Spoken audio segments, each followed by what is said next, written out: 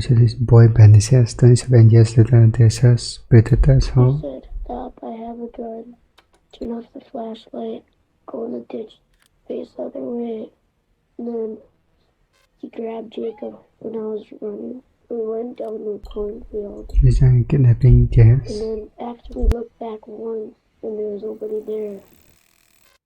The last time 10-year-old Trevor Wetterling saw his brother, 11-year-old Jacob, was 9:15 p.m. on October 22, 1989. In a scene plucked straight from a nightmare, Jacob was abducted at gunpoint before Trevor's very eyes. It would take nearly 30 years before the police realized that the answer of what happened to him Took 30 years to find him.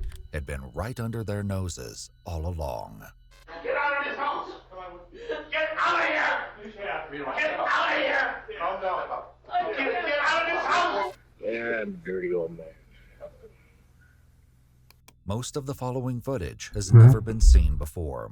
The evening of October 22, 1989 started peacefully enough when 11-year-old Jacob Wetterling, younger brother Trevor, 10, and his close friend, 12-year-old Aaron, went out to rent a movie in their hometown of St. Joseph, Minnesota. Two boys were on bikes while the third rode a push scooter. Little did they know that their first exciting excursion after dark would quickly become a nightmare. Just a day later, Trevor found himself recounting the harrowing series of events to investigators from the Stearns County Sheriff's Department. He's a gunpoint, so I don't think you could do anything Do you about it. remember about what time you left your house, you, Jacob? It had to be about 8 or 8:30. Their destination was a convenience store called Tom Thumb. The boys had biked there before, but never after dark. How long does it take you to ride from your house to the Tom Thumb? It could have been a little longer, maybe 45. The boys only spent about 5 minutes in the store. They rented their movie and also purchased some candy before heading home, taking the exact same route down 91st Avenue. They had no reason to suspect their return would be perilous, but what happened to the boys next was traumatizing beyond words. When you're riding your bike right after you left Tom Thumb, did you notice anything suspicious or unusual? No. You indicated to us that you were leading because you had a flashlight? Yeah. Okay, and was in the middle because He had just on white clothes. white clothes, and Jacob had Yeah, we haven't got it in the dark. Reflector like jogging thing. It's just Unfortunately, dangerous. the reflective vest and flashlight might have worked against the boys rather than helping to keep them safe because someone saw them coming. Where are the did some parents? guy confront you and some guy make you guys stop riding your bikes? Oh, yeah.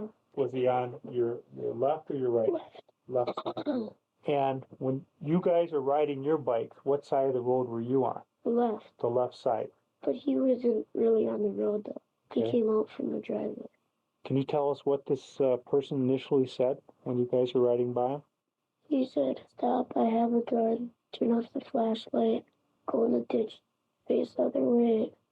After you guys laid in the ditch, as he told you, did he walk over to you? Yeah. And what happened then? He asked us all our ages. Still held at gunpoint and terrified of what would happen if they resisted, the boys told the man how old they were. Trevor, who was 10, appeared to be discounted first, while the man compared 11-year-old Jacob and 12-year-old Aaron. He looked at He just discounted, but why? me, told me to run as fast as I could to the woods. Well, He right when just he told me choosing- to run and grab Jacob. Then later on he told me to run. And where'd you go after you guys were running? We went down the cornfield, and then after we looked back once, and there was nobody there. Shockingly, Trevor said the entire ordeal only took about 3 minutes. Once they were released, Trevor and Aaron raced back to the safety of the Wetterling house. Patty and Jerry Wetterling were not at home. The boys asked a neighbor to come over and help them, and he immediately called 911 to report Jacob missing. What was Jacob last seen wearing? Wearing a red hockey jacket that had police department on it. And it has his name on it. Police department written in that? Police department is on the back. In white letters. When it came to describing the attacker, Trevor spoke to the 911 operator directly. Hello, Trevor? Yes, you're talking to the sheriff's office. I want you to give me anything you can recall about this male party that approached you guys. Well, he was like a man. He was large? Sort of. Okay. He had it looked sort of like nylon thing.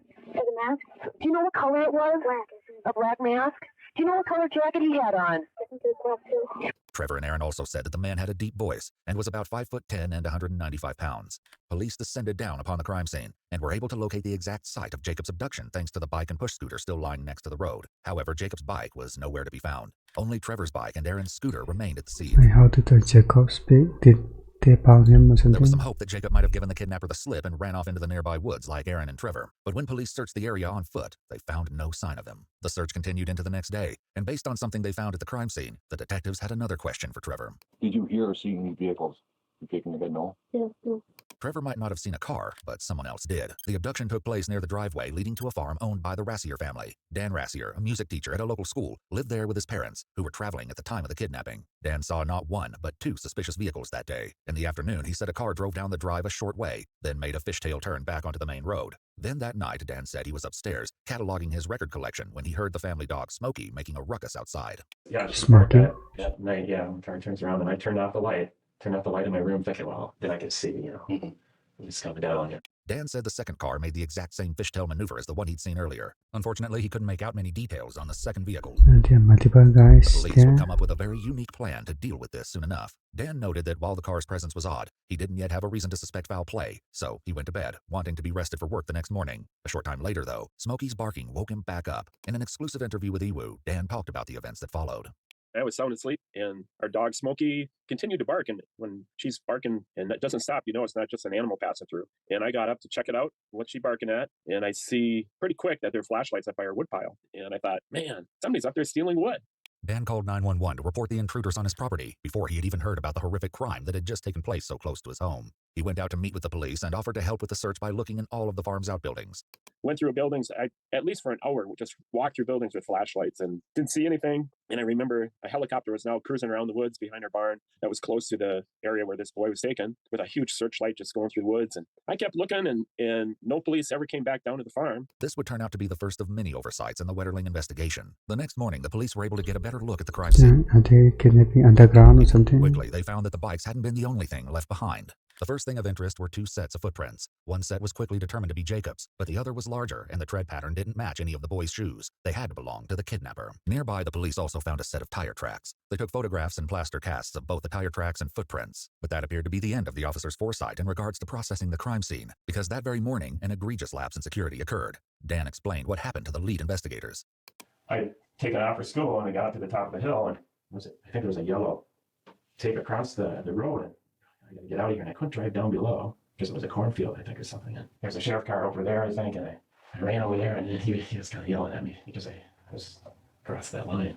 And then he let me drive in a ditch. As you remember, the kidnapper had instructed the three boys to lay in that very ditch outside the Rassier farm. We'll never know what evidence might have been destroyed by allowing Dan to cross the crime scene. This would cause even more issues later when the investigators came up with a new theory tampering evidence about the case. Meanwhile, time was ticking away for 11-year-old Jacob. Due to the direness of the situation, the FBI and the Minnesota Bureau of Criminal Apprehension were recruited to help with the case. K-9 units were dispatched to help with the search, and the helicopter continued to scan the area. Additionally, officers conducted a neighborhood canvass and attempted to speak with anyone and everyone that the Wetterling family knew. They also interviewed registered offenders in Minnesota, Iowa, and South Dakota, but found no leads. Despite this monumental effort, it was as if Jacob had vanished into thin air. While the massive scope of the investigation may seem like a good thing, this might not have been the case. The investigation grew rapidly to such a degree that communication became not just difficult, but nearly impossible. The Stearns County Sheriff would go on record saying the right hand literally did not know what the left hand was doing. As a result, leads began to fall through the cracks. One of those critical leads came to the attention of law enforcement on October 24th, just 2 days after Jacob went missing. They'd been fielding a massive number of calls from all kinds, including people who thought they'd seen Jacob, to psychics. But this one was different. A boy named Chris Bertelson from the nearby town of Painesville came to the sheriff's office in St. Joseph, claiming to have had a similar experience. And he wasn't the only one. There'd been many reports of assaults on young boys centered around that area. In an exclusive interview with Ewu, Chris recounts what he told the officers in charge of the Wetterling investigation 35 years ago. In 1987, a friend and I were riding our bikes home, and we were about half a block from my apartment building, and we had switched spots as we went around the corner, and this guy came blasting out of the trees and clotheslined my friend off the bike, and he screamed immediately. He said, "You already got me." And the guy let him go immediately and took off running. As Chris implied, this was not the first incident in Painesville. By this point, the young boys in town were living in terror of the miscreant they called Chester the Molester, who had been snagging children and assaulting them for several years now. a group of us were camping, and one friend wanted to go up to this pop This machine, and guy. I said, well, I'll go with you. We're not going to have you go alone. And as we were walking up this hill from our campsite by the river toward this pop machine, we both jumped over a downed tree, and he put his hand down on this guy's head who reached up with a knife. And my friend screamed, there's a guy out there and he's got a knife. So we sprinted back to the campsite, and there were 5 of us. We sat back to back holding knives and built this big fire until the sun came up. Chris said that many of the kids in Painesville started doing their paper routes and biking to school armed with knives. At one point, he said a group of boys decided that if the police couldn't stop Chester the molester, they would do it themselves by luring him out and jumping him up. None of us knew, obviously who this person was. He was wearing a mask. But my friend did grab his I hat thought he had a gun ตอนดูแต่ in 1987, May ตอน of เตียกแต่ 1987. And that hat would actually, they tested for DNA almost 30 years later. Notably, Painesville was just 28 miles or 45 kilometers from the town of St. Joseph, where Jacob Wetterling lived. The descriptions given by the boys who were assaulted also suggested that the cases could all be connected. From 1986 to 1988, there were at least 8 attacks against young boys from Painesville. Police believed they were conducted by the same depraved individual. The victims were remarkably consistent in their descriptions of their assailant. He was a heavy-set male with a deep or raspy voice. He wore dark clothing or camouflage fatigues, and sometimes a mask or hat. On the occasions that he didn't wear a mask, the victims noted he obscured his features with mud or some form of dark paint. He was also known to use weapons, and in multiple cases told his victim to shut up or I'll kill you, or I'll blow your head off. This was all eerily similar to the attack Trevor and Aaron recounted. The only difference was the Painesville boys had all been released. Jacob, on the other hand, remained unaccounted for.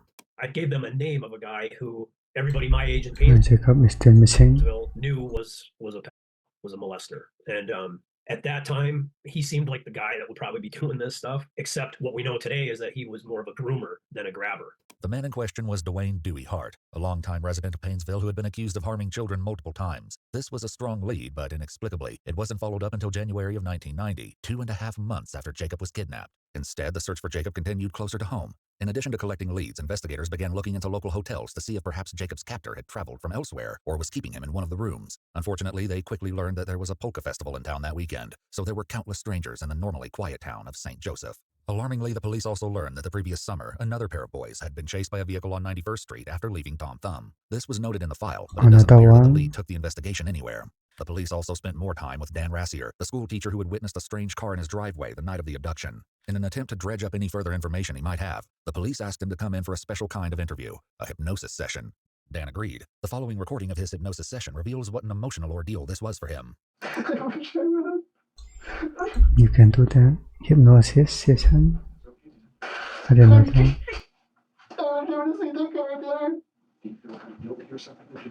Yeah. I could have stopped it from happening. What could you stop? If I would have shined the car, the person in the car would have known that somebody saw. Oh, it was a dark car. It wasn't light. It wasn't a light car. It was a dark car. It was dark blue, black. It seems like I saw something white in the driver's seat, but it doesn't make sense. Dan also agreed to take a polygraph or lie detector test, which would later become crucial to the investigation, though not in the way anyone expected. In addition to the possible connection to the Painesville assaults, another Did this guy do it? boy was kidnapped and assaulted in a town called Cold Spring months before Jacob went missing. Cold Spring was barely more than 10 miles, 16 kilometers outside of Jacob's hometown of St. Joseph, and just 20 miles, 32 kilometers from Painesville. The of the guy very specific. It seems too close to be coincidence, but for some reason, the police didn't appear to be immediately convinced that the series of attacks were the work of one insatiable offender. On January 13th, 1989, 12-year-old Jared Shirel was walking home from a cafe at about 9:45 p.m. when a man in a car stopped to ask him for directions. When Jared tried to answer, the driver abruptly exited the car and manhandled him into the back seat. When Jared tried to escape, even though the car was now moving again, he found that the child lock in the vehicle had been equipped and he was trapped. The driver told Jared that he had a firearm and made him lay in the back seat with his hat pulled down over his eyes. Despite this, Jared was able to notice a few things about the interior of the car, including what could have been a police scanner mounted on the dash. When the car stopped again, things went from bad to worse. And the guy's a police. The driver assaulted Jared in the back seat of the car and pretending to be police. Kept his pants and undergarments either as a souvenir or to keep the police from getting his DNA.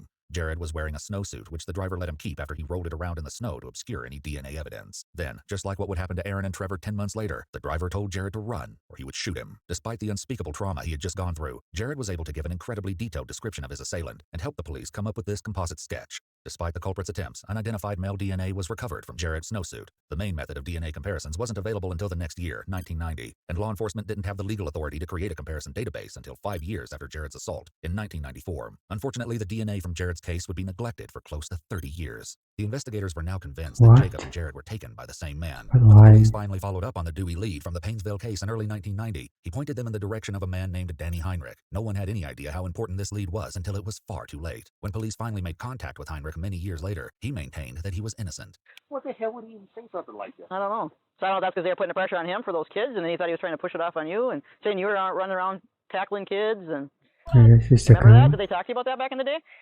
No. They just asked me about weathering. That was it. The reports indicate that when the police first spoke with him, they had asked Heinrich a great deal more than he insisted later. They also turned up some huge pieces of evidence, and it seemed like the case was finally gaining some traction. But that all stopped when the police made their biggest mistake yet, and abandoned the lead due to some minor inconsistencies with Jared's description of his attacker. The error wouldn't be corrected for almost 30 years. After Jacob's abduction, the other assault really minor in the inconsistency. area came to an abrupt halt. There could have been many reasons for this, but 3 potentials likely stood out. Either Jacob was being held as a long-term hostage, something had gone so horribly wrong that the offender didn't dare act again, or the offender had been scared off by the high-profile response. Regardless of the reason, it seems Jacob's disappearance had been the culprit's last attack. One day, the police and Jacob's parents hoped to know why. It would be many years before they got the chance. The investigators continued to follow up leads throughout the 1990s and early 2000s. Some of the leads they chased were truly off the wall. The investigators received countless reports about devil worship and satanic cults, and they were fielding calls from psychics who claimed to have visions of where Jacob was. And then in 2004, something cataclysmic happened. After looking for 15 years, the police finally identified the vehicle seen in the Rassier driveway. Unfortunately, this was not the good news everyone expected. The newest set of investigators assigned to the case brought Dan Rassier down to the station to go over the case, and shared the crushing news that would change the entire trajectory of the case. Is the information we have now is that vehicle that turned up and around? Mm-hmm. Okay. We figured out who that vehicle was. Really? Yeah. I mean, the one at night? Yeah. And what happened there is, what happened was, after the boys ran home, they called 911, or had 911 called. It went out on a scanner that boys were abducted at the end of your driveway. Oh. The people got in the car, drove to that place, drove up your driveway, drove around quickly, and left. They heard on the scanners, they wanted to see what was going on. But that threw the whole investigation off. Yeah. Well, if this guy would have came forth right away and the proper cop would have took the information, we would have never wasted all that time. Apparently, the man driving the car seen by Dan Rassier came forward to identify himself shortly after the kidnapping. However, this was not factored into the investigation until 15 years later. If this was the car that Dan had seen, it meant the police had Took 15 years to do that. a whopping 15 years on a dead-end lead. Understandably, Jacob's mother, Patty Wetterling, was incredibly upset to hear the news that the police believed that the entire initial investigation into her son's disappearance had been misguided. In fact, the police no longer believed there was a vehicle involved in the crime at all, since Trevor and Aaron didn't remember seeing a car. This would turn out to be nothing short of dead wrong. During Dan's 2004 interview, the police shared their new and very incorrect working theory. And also, we listened to the 911 tape that originally came in, and we learned a few different things from one. Pretty much have very similar statements. When they drove by the end of your driveway on the way into town, they heard some rustling kind of the weeds there. And they started when they pedaled faster and rode into town. Okay. When they came back from town, they're riding their bikes and their scooter. When they first encounter this abductor, they hear him walking down the gravel driveway. The person that did this walked right down your driveway. There was no vehicle seen. He was taken right back up towards your driveway. You look at Jacob's prints from there, they go right back up towards your house. Yeah, you look at other opportunities, not to me to interrupt you, but you're home alone, your parents are gone. Yeah. Do you see, Dan, where we're coming from here? I mean, if you're thinking that I did, what can I say? Obviously, the police were very, very sloppy. I mean, they were so sloppy that, yeah, I could have done it and gotten away with it because they were so bad. How so do you mean? Jesus admitted. How bad? Well, they didn't come down in our yard. They didn't come in our yard for a whole week and check our buildings. I was the one that went around in the buildings and looked that night. I mean, it was like, to me, it was a joke that they didn't check things out better. That's the trouble we have now is we look at all this. Yeah, you could have easily done it. Dan, did you have something to do with Jacob? No, I mean, what did my lie detector test show anyway? I mean, you must have looked at that. Right. Let's check out. They didn't show any signs of deception. That's right. Dan passed the lie detector test in 1989 with flying colors. He also didn't match the composite sketch based on Trevor and Aaron's description of the assailant. Despite this exonerating evidence, the Rassier family's involvement in the case was far from over, and they would eventually live through a nightmare of their own. The person that took Jacob was either you or someone at your place there. And that's what we're struggling with here. You want me to just, Well, I want you to tell me where you put Jacob so I can go and find him. We'll be done. How can I prove that I didn't do it? No, what about you? Would it bother me that I did it? Mm-hmm. Oh, yeah. I mean, if I did something like that, I would want to be dead. Despite the obvious pressure to confess, Dan maintained that he was innocent of any involvement in the Wetterling case. However, that didn't stop the local news from publicizing the fact that he was now a person of interest in the case. The resulting media frenzy made life hell for the Rassier family, and what happened next didn't help. In 2009, the police were still looking at Dan Rassier, and the media frenzy surrounding his family reached its peak. The police decided to involve Jacob's mother, Patty. In the 20 years since her son was taken, Jacob's parents have remained deeply involved in the search for their son, fielding even the most outrageous of leads. For example, the police received countless letters and calls reporting that Jacob had been sacrificed in a cult ritual. In 2007, Patty Wetterling was contacted What is up with this cult by a man Illuminati in shit? Kentucky claiming to be her lost son. Patty and Jerry went to extreme lengths to connect in person with the man, only to find that his blood type didn't match either of theirs. The Wetterlings hired their own private investigators too. Patty Wetterling became an activist for missing and exploited children, and even ran for Congress twice. Despite her unwavering dedication not just to her son, but the cause of supporting child victims everywhere, there was still no trace of Jacob. There was nothing to guarantee he was even still alive. Now, though, Patty had the chance to have a personal conversation with someone the police considered a person of interest. She sat down to speak with Dan Rassier at the local mall. Importantly, Dan had no idea that Patty was wearing a wire, and that their entire conversation was being recorded. Hey, Dan, I need to talk to you. I can't believe I need to talk to you. I need 10 minutes. Sure. I mean, I need you to tell me what happened that night. You were home. You're the last person that's supposed to take us. I don't know if I should tell you this. And I told them what I knew for so many years, and they completely screw it up. What happened? I'm going to say it just as clear as I know how. The police, the FBI are idiots. I'm sorry to say that, but that's how I feel. No, I agree with you. I mean, clearly we're not getting anywhere. The news people came out and made me look like a jerk. They changed my voice on TV and they filmed me at school, and they made me look like I didn't give a crap about it. But you said you went back to bed that night. Why is he going to school? He's alone? I went back to bed after I went through all the buildings. I walked around with a flashlight. I looked around, and eventually I did go to bed. But they made it sound like I didn't care, and I just went back to sleep. Dan also said that people were also suspicious of him since he went to his job at a local school the morning after the disappearance. Even after so many years, Dan still remembered his reasoning for doing so. I should have never gone to school. But at that point, I never missed a day of school in all my teaching days, and that lasted for 20 years. So, Did they ever search your house? Yeah, they did. Did they? They searched. Did they that first night? No, they didn't. They came back a week. I believe it was a week later. Do you think Jacob could have been on your property? Do you think somebody else could have dragged him? I don't know what happened. This time of year is hell. If Jacob was still alive, he would be 32 at the time of Dan and Patty's meeting. But nobody could come on your property and bury him without you guys. They do it so easy. You know, Patty. How could they? They could be a deer hunter. We have people that go down there in cars. They could. And you wouldn't notice? We might not even see them. Drive down in the meadow, or they could go park their car and over somewhere and just walk through the woods. Once again, Dan's theory was closer to the truth than anyone could have predicted, though his insight didn't come from the source police expected. For now, Patty continued to press Dan with more questions about her son's disappearance. So then I kept thinking of scenarios, and my thought was that maybe you were playing a prank or something. Because, when that car came down, that would change everything. Because it was a very quick response, and then you'd have to figure out what to do with Jacob if you had him. That didn't happen? No, that didn't happen. You would never have harmed Jacob. I only feel that if I would have been more alert, it's all hindsight. I could have stopped it. I could have saved him. If I would have known that car, when it turned around, I really feel that I saw Jacob looking out the window of that car. Yeah, I needed you to look me in the eye and say you had nothing to do with Jacob's disappearance. I had nothing to do with this. The conversation might have continued, but Dan's brother, who worked with mall security, interrupted. Do you know the guy that's been sitting up there for the last hour? No, I didn't see who it was. Because when I came out of the office, he was hanging out right there. Are you serious? Yeah. The strange man Dan's brother noticed was likely one of the officers who had entered the mall with Patty. When preparing her for the interview, they assured her that there would be plenty of law enforcement personnel close by for the duration of her covert interview. In a conversation with Iwu, Dan revealed that it didn't take long for him to piece together what was happening. And this guy just takes off a different way, he disappears. And at that point, I knew something, that he was recording up there, or Patty has a recording, and Patty pretends to be completely oblivious to the whole thing. The same evening, as their recorded conversation, Dan ran into Patty a second time. This encounter, if it can even be called that, went far differently. And she sees me. There I am, right there in front of her. And she ignores me and walks right by me. Dan maintained that even though he did not appreciate being secretly recorded, he didn't regret anything he told Patty and hoped some of it could help. But even this wasn't enough to exonerate Dan. And in 2010, the police descended upon the Rassier farm in force, as they admitted they should have done way back in 1989. The Rassiers consented to the search and explained that they wanted to help find Jacob in any way they could. However, when the scope of the operation continued to expand, Dan's parents quickly became upset. They came with a lot of people. I remember that. There must have been 20, 25, 30 people on the farm. And they went through all the buildings. They moved things out. They moved things back in. They took a number of things that they thought were suspicious. They took this wooden chest that was in the house, then was in the shed, Apparently had some blood on it. Dan believed this was deer blood, but the police weren't convinced and started making arrangements to get a search warrant for the house itself. This sent Dan's parents over the edge. Police claimed Dan's father allegedly made a threat involving a firearm. Things went from bad to worse. During the farm search, the lead officer, who had previously been one of Dan's interrogators, tried to get him to help control the situation. Do you think there's any way that you could get him and your mom to leave this morning? No. Because he brought up that there's a loaded shotgun in the house. Dan tried to talk his parents into leaving, but that only seemed to make them more distressed. Haven't we got no rights whatsoever? Yeah, you do. But The newscaster can get by with everything and ruin our family, but I can stand here and I can say a word, Andy. You can't threaten people with a shotgun. Well, she's threatened their whole life. We can threaten anybody. She has threatened their whole life. I realize that. Just for But she can get by with it. But she can get by with it. For just today, can we just have the shotgun go to Tony's just for today, and when we're gone, you can carry back? No, I'm not going to do that. While talking with Iwu, Dan recounted how the situation spiraled fully out of control. In an instant, they decide it was like a football, like linebackers just coming in the house.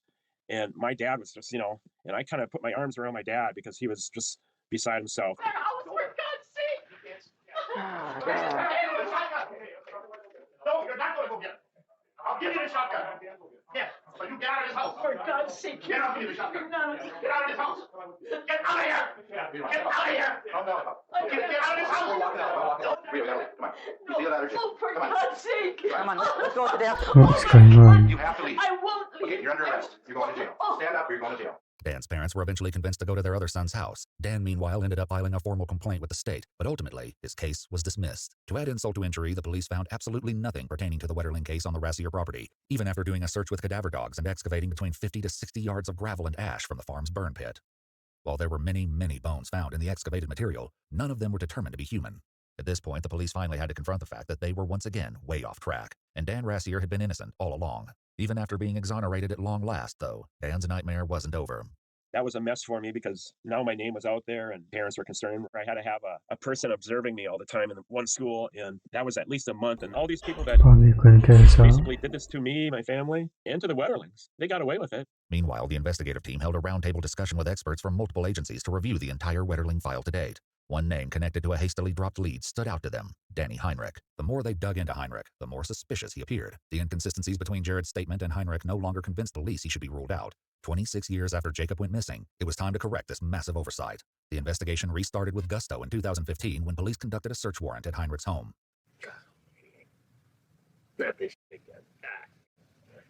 You don't realize what I went through back in that day. No, I don't. I know you don't want to talk about it. No, I really don't. But all I got is a couple little police reports. They didn't do police reports like they do now, so I don't have a lot of information. You can remember back what they all talked to you back in the day? Or? I'd rather not go over it. I've got better feelings over it. And, But you do know, you're not under arrest. You can leave whenever you want. We do have to search. We have a warrant, which I'll give you a copy, so we have the right to be here. So let's just I'll try to make you most comfortable and answer any questions you want. Heinrich, now age 53, bore a remarkable resemblance to the composite sketch from Jared's assault case in Cold Spring. He also had the correct build and voice to fit the perpetrator's description. He was a potential candidate behind the Chester the Molester attacks in Painesville as well, since he had lived in the area at that time. Additionally, some of the Painesville victims had reported their assailant wearing military fatigues, and Heinrich was a member of the National Guard. This wasn't the first search warrant conducted on Heinrich. When he first became a suspect in 1990, the police searched not only his house, but his parents' homes, and that of a family friend for any evidence pertaining to Jared, Jacob, or the Painesville cases. They found nothing to connect him to any of the assaults or abductions. We're here because we'd like to solve those two cases in '89.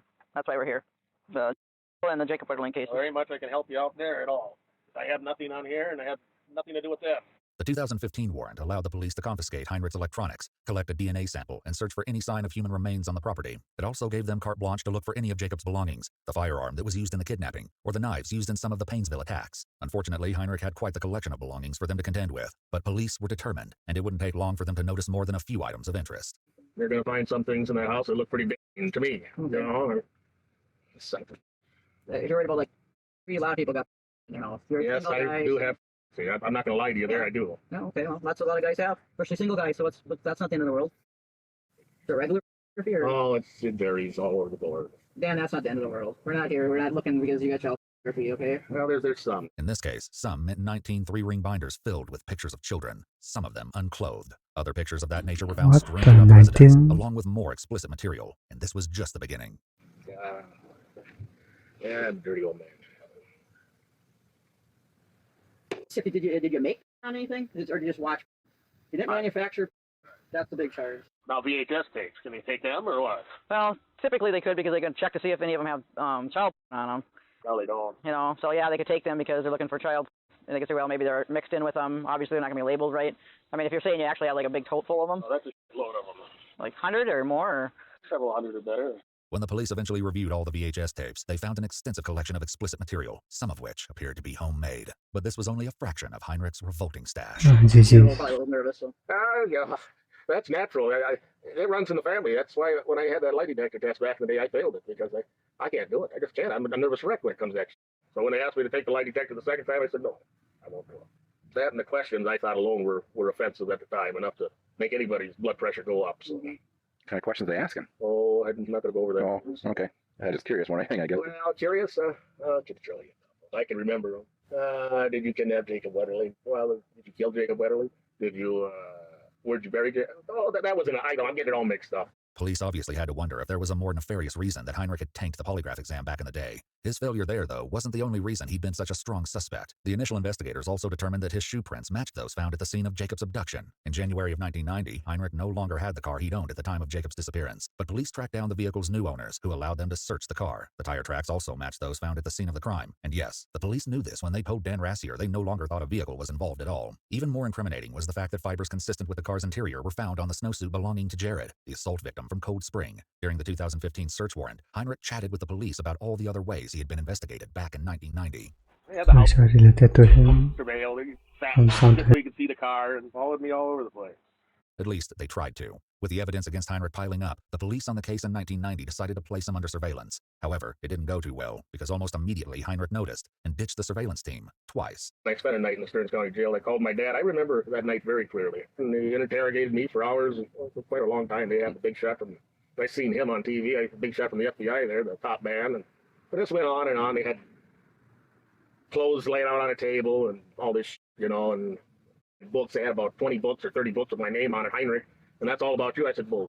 The clothing items the police confronted Heinrich with in 1990 were likely Jared's snowsuit and the hat taken from the Painesville perpetrator. Unidentified male DNA was found on the clothing, and a DNA sample was retrieved from Heinrich. Mind-bogglingly, though, it doesn't appear that any comparison took place. And this went on, and finally they booked me in. They took my picture. The next morning, though, Heinrich was released. He even received a personal apology and a handshake from the Stearns County Sheriff at the time. I've been in a lineup, too. I forgot to mention that. Despite all of the evidence pointing to Heinrich in 1990, the police made the infuriating decision to eliminate him as a suspect after Jared couldn't definitively identify him in a lineup. Jared did, however, narrow the subjects down to 2 men, one of which was Heinrich. Unfortunately, neither Trevor Wetterling nor Aaron Larson was brought in to give a second opinion. Another reason police originally chose to discard Heinrich was his car. Even though the fibers matched, Jared described his car as having automatic seatbelts and a gear shift on the steering column. Heinrich's car had neither, but when Jared saw the vehicle in person and sat in the back seat, he said he was almost certain it was the car he'd been taken in, and yet he was still dismissed as a suspect. Did they think back in the day, or did they know back in the day that you had some interest in boys? Is that why they talked to you think? Or you mean 1990 or whatever? Somebody said I looked like one of the sketches, but what I could never understand is if this guy wore a mask, how the hell do you know what he looks like, or how did you ever get a sketch from it?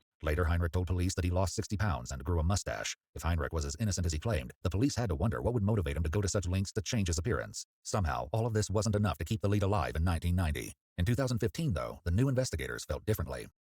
He's trying to hide stuff. Oh, I did. You'd shoot and then on the computer, blow it up, whatever. Anything you're worried about on there? Or? No. Well, if you take the tapes, there's a lot of family on that stuff, that I'll never replace, for Christ's sakes. No. We're more concerned if you're shooting, like, young kids or playgrounds. Or... No. I might have shot stuff around here, just for the hell of it, but that's about it. Yeah, but not going up and stalking little kids or nothing? No. Okay. That's fucking nobody. No, that's fucking nobody. This, police learned while reviewing the VHS tapes, was an outright lie. Heinrich had hours upon hours of recordings of children in the Painesville area. Some of the content was suggestive and incredibly disturbing. They showed me a couple photos in there about what looked like pictures of a paperboy on his route. Did you take those, or any surveillance photos of a paperboy, or? Not to my knowledge. Okay. Curious a little bit about that. It was kind of long. So those photos of those younger boys, when were those taken then? 5 years ago? I might have got some of the internet, when I would have had the internet years ago. And you just downloaded them on your computer? Downloaded them, so that's printed them, okay. Took up memory. Put them in photo albums then? So that's the photo album that they were talking about then? Well, what is there, about 20 of them, I suppose? I haven't had the internet a long time. But when I had the internet, I was, addicted. And it wasn't just that, it was girls, too, Might say I made a variety of everything. Notice that Heinrich just said he made a variety, when moments ago he told police he'd never created his own explicit content. Before long, more lies would become incredibly obvious. The only thing you think that us would look at would be that stuff? Yeah. These are so bad and lying. Yeah. Anything else? No, that should be it. Nothing pertaining to any of the above on here. Scanners, they're in the desk.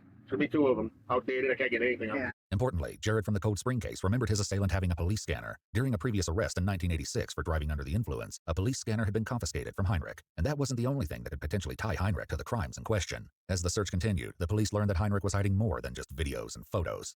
No, they just mentioned they found some clothing that was smaller or... Well, yeah, I don't throw anything away, so... More like women's clothing, or... there's probably some of that, yeah. Okay. Yeah, but that's not on here, so... No, I was just curious if someone else lived with you, or... It was excusable. Was your former girlfriend or something, or... I don't want to talk about any more of that. Oh. We're not trying to embarrass you. That's good. How about little kids' clothing? No, nothing that I didn't probably have when I was younger. I got some plastic clothes that go back to 78. So would they be like we got on here, we got size 14 kids clothes? No, I got 32-inch waist. Okay, so there wouldn't be anything clothing of like a 12-year-old boy? No. You may remember that after Jared's kidnapping and assault in January 1989, the perpetrator kept his pants and underwear. Jared's specific clothing wasn't found in Heinrich's house, nor was anything Jacob had been wearing, but this still stood out to police. Heinrich had no family members or close friends with children who might have worn the clothes, so they likely suspected that there was a twisted reason he was keeping the items around. Their concern only increased when they came across a pair of handcuffs stashed in a kitchen drawer. Taken together, all the evidence painted a picture upsetting beyond words. You been following any of that junk the last years that the media throws out there on their own or not? No, I don't follow. Why should I? Once again, the police would soon be able to prove this was a lie. Interspersed with Heinrich's explicit material were recordings of news reports on the Wetterling case. In the ultimate display of his depravity, Heinrich recorded a documentary on how to dispose of a body right after a special released on the 25-year anniversary of Jacob's disappearance. Like I said, I was going to burn the stuff. I thought about it, never did. Okay. You can kind of see why I'm curious about it? Yeah. Okay. I was going to burn it. I was going to burn it all. Tired of this. I'm just going to ask you this hard question that's kind of the elephant in the room. At one time or now, is there some interest in little boys, or? No, I don't. I mean, this day and age is different than way back in the day. You didn't have to hide it back. You had to hide it back Come on now. then. I mean, now it's not, the shame isn't there, and it's not taboo like it was, and... Oh, there is shame in this stuff. Is that fair to say there's some, what you might be ashamed of interest in young boys, or? Beauty's in the eye of the beholder. Right. That's all I'm going to say. Okay. On that rancid note, the police wrapped up their search warrant, taking with them all the perverted content Heinrich had amassed over the years. Well, Danny, we're all done. All right, sir. They left a receipt on your table in there, what we took. All right. Eventually, Pat and I will talk to you about after we look at what's in there, and I just hope we could sit down and have a cordial conversation. I really appreciate it. All right, sir. Treating us today. At this point, Heinrich likely suspected his days as a free man were numbered. And he was right. A few days after carrying out the search warrant, the lead investigators on the case came back to his house and placed him under arrest on the charge of having explicit material involving children. Still, Heinrich maintained his innocence in regards to Jacob and Jared. Frustratingly, even after discovering such a strong suspect, the police weren't any closer to locating the missing boy, or, in a worst-case scenario, his body. Police officers also made contact with Heinrich's brothers to tell them what they'd found. So this is getting old. I put away the scumbag years ago, Dwayne Hart, and this goes on and it never ends. What's the deal? Why are they after my brother now? Danny was arrested tonight, and Danny was arrested for federal child pornography receipt and possession charges. Oh, this is bullshit, man. Because I told that scumbag, it used to be a cop in this town, an officer, he's a detective now, that girls and people were being taken from Annandale, and I went to St. Cloud and told him the story, and then all this shit goes back on my brother because of dirty cops. I know. I don't need this. There's going to be media attention. The Paynesville incidents.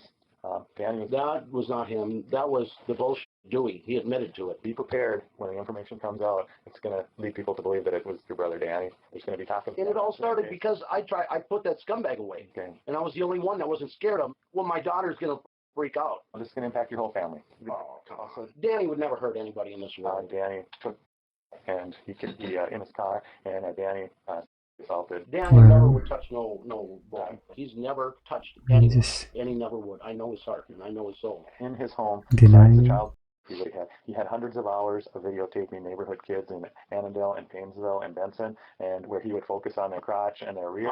I can't believe this. He would hide his camera and put coins on the step so that a paperboy would pick them up, and then he would have the camera focus so that it would catch the paperboy bending over and pick up the coins. This is how would you feel if somebody said that about somebody you know wouldn't hurt a fly? Devastated. Jesus. The world just crumbled, you know what I mean? Heinrich was also now the main suspect in Jared's assault and Jacob's disappearance. I'm just disgusted. This is just way over the top. I really didn't believe it. I really didn't.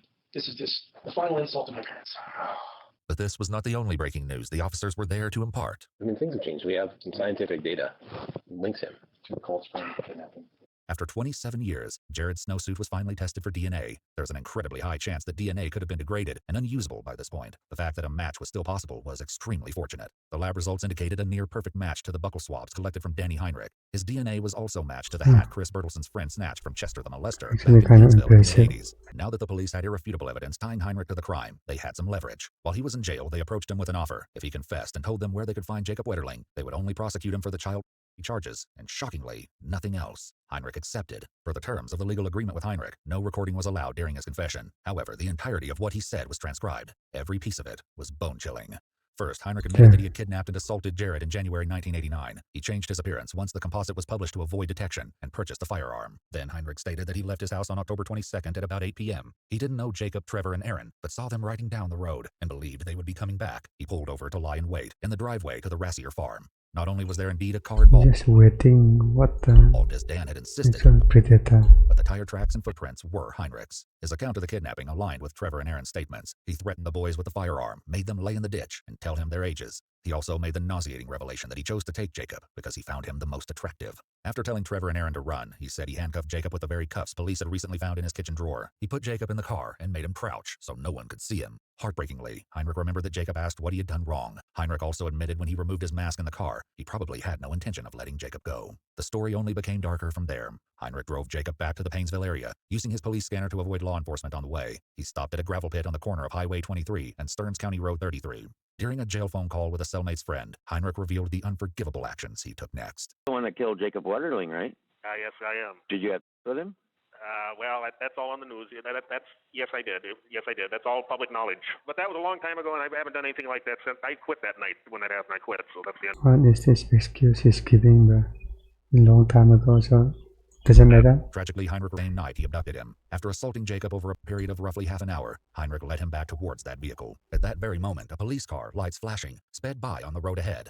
Heinrich said that he panicked and told Jacob to stop walking. He drew his pistol from his coat. The first time Heinrich pulled the trigger, the weapon failed to fire. The next 2 rounds hit Jacob in the back of the head. Despite the horror of his actions, Heinrich told this to his brother Dave while incarcerated. If I was a monster, David, I wouldn't stop 20. I stopped 27 years. I never touched anybody since that night. The monsters don't stop. They keep going. I got home that night, David. I'm going to tell you the truth. And I cried. I said, my God, what have I done? Yeah.